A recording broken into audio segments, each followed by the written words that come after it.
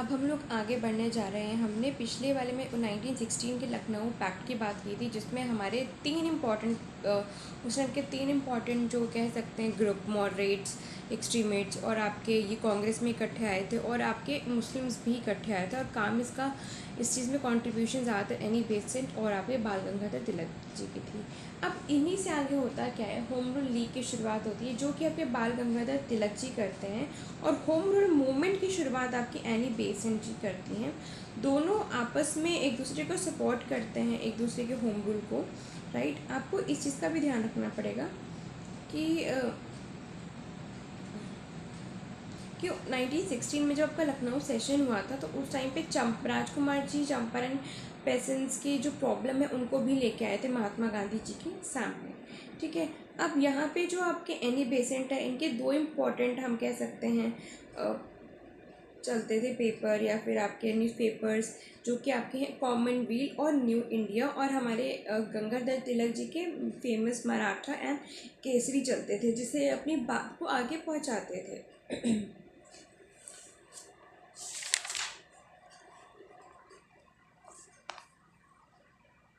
अब जब first world war हो रही थी, क्योंकि वो 16 के करीब ही हुई थी, तो उस टाइम पे यही मूवमेंट काफ़ी फेमस हुआ था।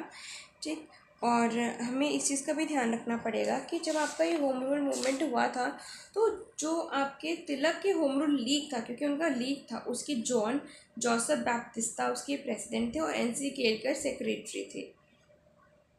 और जॉर्ज अरुणडेल एनी के जो होम रूल लीग है उनके थे। तो केलकर जोसेफ उनके थे, केलकर एंड जोसेफ जी उनके थे, और जॉर्ज जी हमारे उसके थे, क्या कहते हैं, जॉर्ज हमारे एनी जी के थे।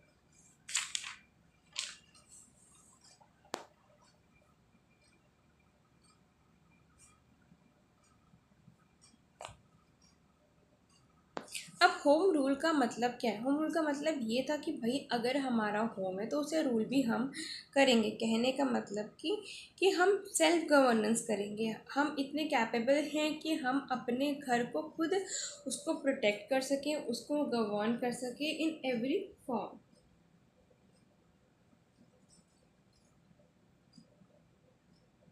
काफ़ी बारी फेबिनिज्म से भी एनी बेसेंट को काफ़ी लिंक किया जाता है। वो एक प्रोपोनेंट थी फेबिनिन मूवमेंट की। ठीक है, ये चीज़ भी आपका इम्पोर्टेंट है।